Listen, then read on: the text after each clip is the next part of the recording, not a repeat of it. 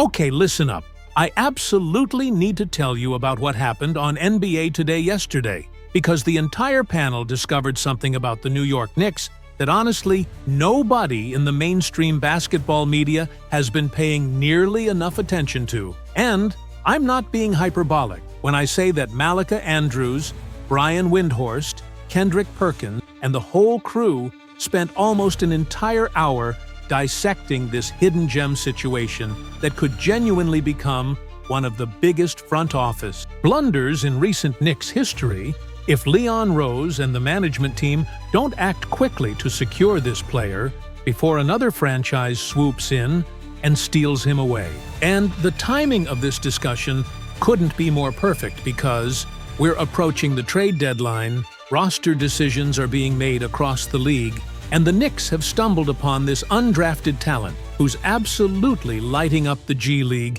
in ways that make you question why he's not already on an NBA roster, and more importantly, why the Knicks seem to be dragging their feet on converting him to at least a two-way contract before some savvy general manager realizes what's sitting right there in Westchester available for the taking. Hey, what's up everyone? 1 second before we dive in, that like button right there? Hit it now. Takes literally 1 second, but makes a massive difference in growing this channel and reaching more fans. Just smash that like real quick. Every like pushes this video further, so do me that favor right now. So NBA Today opens, and Malika Andrews has this look of genuine excitement mixed with concern on her face, and she immediately throws up this highlight package of Dink Pate's recent triple-double performance, where he put up 37 points, 11 rebounds, and 13 assists, while making 5 three-pointers in a single G League game for the Westchester Knicks.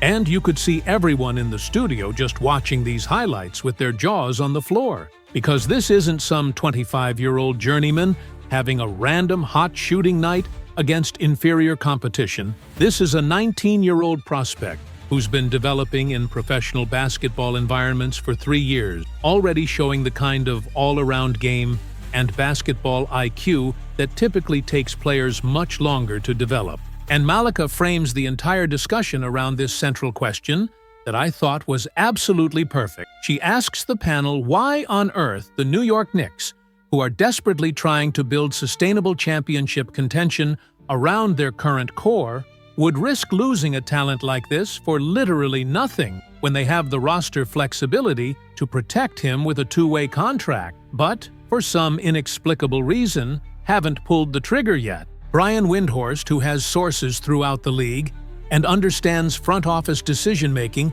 better than almost anyone, immediately jumps in with this fascinating breakdown of Leon Rose's drafting philosophy since he took over as Knicks president. And Windhorst makes this observation that while Rose has actually had a pretty solid track record with draft picks overall, including guys like Deuce McBride, Emmanuel Quickley, and Quentin Grimes, there's been this pattern of the Knicks taking project players who aren't expected to contribute immediately because the team's surprisingly quick turnaround into playoff contention meant they've consistently been in win-now mode rather than development mode. And Windhorst explains that this organizational philosophy makes sense from a certain perspective. You draft players you think will be valuable in year 3 or 4, rather than rookies who are NBA ready right away, because you already have a veteran roster that's better than those young guys anyway. But the unintended consequence of this approach is that some really talented prospects end up slipping through the crack or not getting the opportunities they deserve because the team is too focused on winning games today to properly evaluate and develop the talent they already have in their system. But here's where Kendrick Perkins absolutely loses his mind and starts going off about organizational malpractice. And Perk is shouting about how Dink Pate just put up career highs in points and assists, season highs in rebounds and three-point makes, and he's doing all of this at 19 years old against grown men who are fighting for their professional basketball lives in the G League, which is no joke of a competition level. And Perkins makes this comparison that I thought was devastating for the Knicks' recent draft decisions. He's saying that based on what we've seen from Pate in the G League this season, he already looks better and more NBA-ready than Pakomidadiat, who the Knicks used their most recent first-round pick on. And he might even be better than Tyler Kolek, who was their second-round selection. Yet somehow Pate went completely undrafted, and the Knicks just casually signed him without using any draft capital at all. And Perk's whole point is that if you have a player in your system who's clearly outperforming the guys you spent actual draft picks on, you need to protect that asset immediately before another team realizes what you have and steals him away. Richard Jefferson then provides some really important context about Pate's background and development path that I think helps explain why he's been so overlooked despite his obvious talent. And RJ talks about how Pate spent 2 years in the G League before even entering the NBA draft, first with the G League Ignite program, which unfortunately folded, then with the Mexico City Capitanes, where he continued developing his game against professional competition. And Jefferson makes this argument that playing professional basketball for 3 years, by age 19, has given Pate a maturity and understanding of the game that most college prospects simply don't have at the same age. He knows how to play within team concepts. He understands defensive rotation. He's learned how to handle physicality and contact, and all of those intangible skills that typically take young players years to develop in the NBA, he's already been working on in professional environments since he was 16 or 17 years old. But then, Malika Andrews brings up what I think is the most pressing and urgent aspect of this entire situation, and she explains to the audience that because Dink Pate is not on a two-way contract with the Knicks, he's essentially a free agent that any team in the league could sign at any moment if they wanted to. And you could see the concern on everyone's faces as this reality sinks in, because we're not talking about a player who's under team control or protected by any kind of contractual agreement. We're talking about a 19-year-old putting up elite G League numbers who could literally wake up tomorrow morning and sign with the Lakers or the Heat or whoever else calls his agent first. And Malika points out that yes, there's technically a rule where if Pate were to be waived by whatever team signs him, he would revert back to the Westchester Knicks. But why on earth would you risk losing a prospect this promising even temporarily, when you have the ability to lock him down with a two-way contract that costs you essentially nothing in terms of salary cap implications or roster flexibility? Brian Windhorst then dives deep into the comparison between Pate and Mohamed Diawara, who the Knicks actually used the 51st overall pick on in the most recent draft, and Windhorst is very diplomatic about this, but you can tell he thinks the Knicks made a mistake in their evaluation, because based on everything we've seen so far, Pate looks like the better prospect by a significant margin. And Windhorst breaks down Pate's skill set in detail, talking about how at 6'7", with a nearly 6'10" wingspan, he has the prototypical frame for an NBA wing, he can handle the ball and create for himself and others, which is rare for someone his size. His shooting form has improved dramatically from when he first entered the G League with that hitch in his jump shot, becoming much smoother and more consistent, and perhaps most importantly, his basketball IQ and feel for the game is way ahead of where most teenagers are in terms of reading defenses and making the right play. And yes, Windhorst acknowledges that Pate's shooting percentages haven't been great to start this season, with only 5% from 3 and 35% from the field overall. But he's been heating up recently, and those early struggles were largely due to a few really inefficient games skewing his averages. And the fact that he's shooting 83% from the free throw line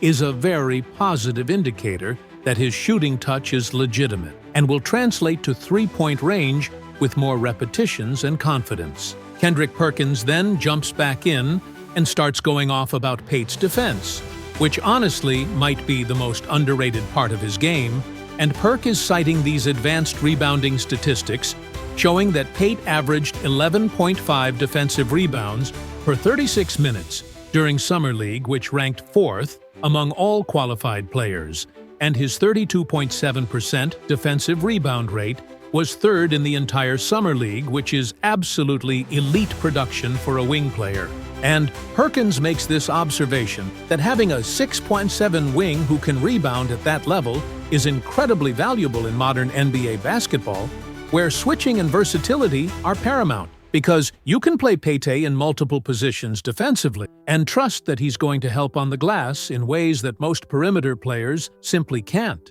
And then Perk mentions that Pate is currently averaging 1.6 steals per game in the G League, which suggests he has active hands and good defensive instinct. And when you combine that with his rebounding and his length and his improving awareness, you're looking at someone who could genuinely become a plus defender at the NBA level, which is something the Knicks desperately need given their roster construction. Richard Jefferson then addresses the elephant in the room, which is the A.J. Johnson comparison that a lot of people made when Pate first entered the draft conversation, and RJ is pretty dismissive of that comparison, saying it doesn't really capture what makes Pate special as a prospect. And Jefferson explains that while there are some superficial similarities in terms of their playmaking ability and their size, Pate is much more of a true point wing who wants the ball in his hands and can run offense for extended stretches, whereas Johnson is more of a combo guard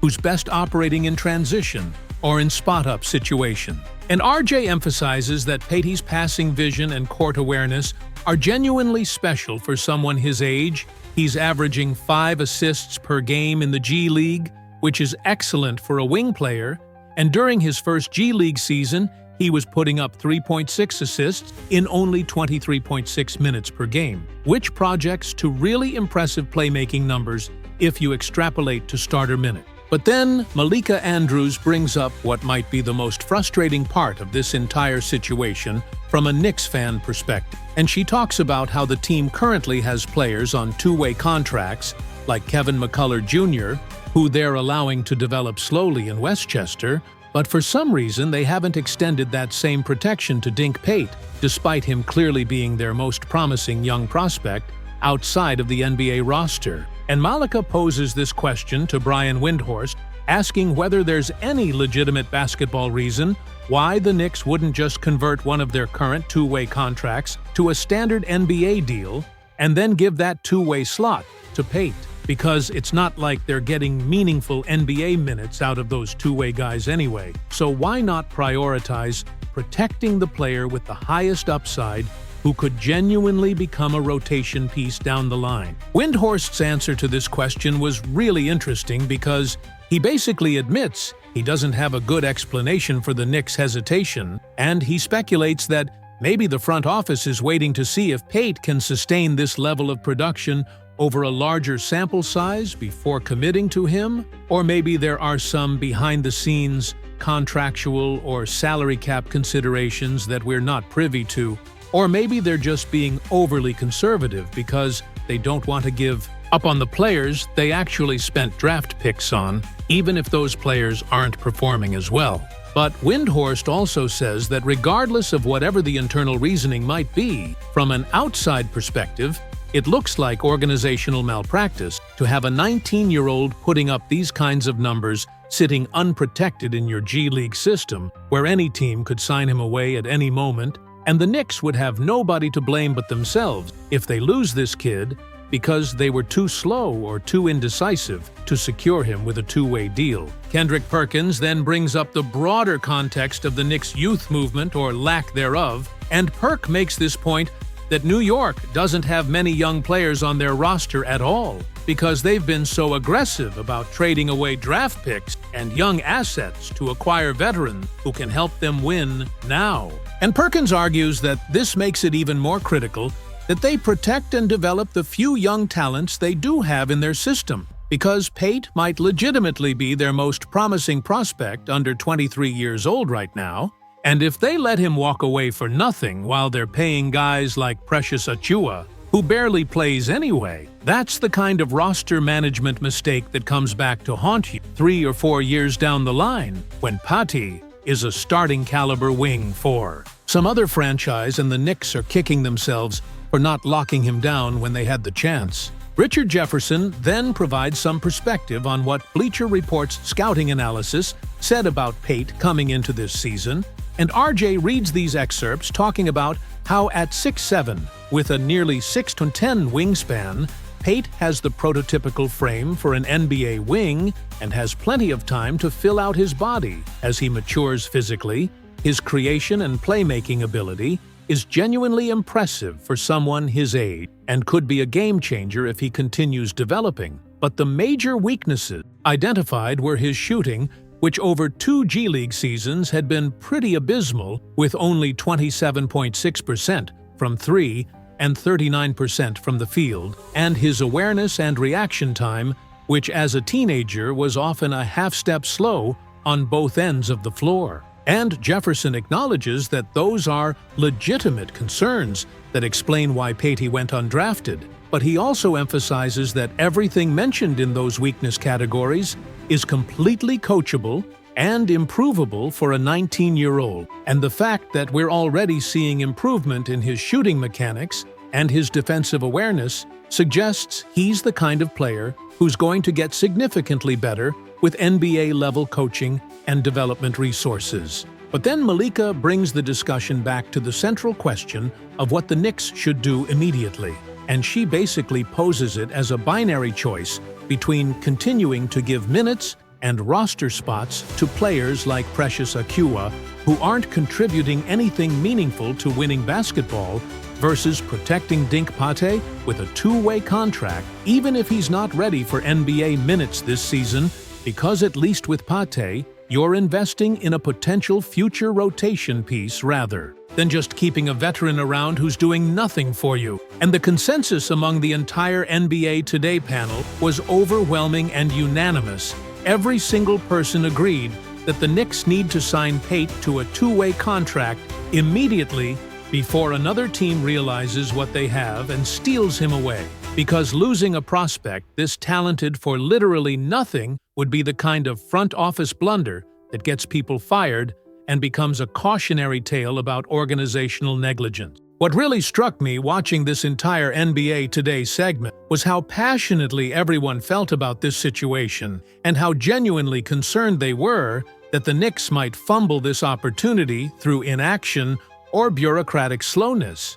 Because we're not talking about some marginal prospect who might never make an NBA roster. We're talking about a 19-year-old with a 6'10" wingspan who just put up 37, 11, 13 in a professional basketball game and has been steadily improving every aspect of his game over the past 3 years of pro experience. And I think the title of this whole discussion really captures the urgency and the opportunity perfectly. This couldn't have come at a better time for the Knicks, because they're in championship contention mode right now, but they also need to be thinking about sustaining that contention over multiple years. And having a young, cost-controlled wing with Pate's size and skill set developing in your system is exactly the kind of asset that allows you to maintain flexibility while competing at the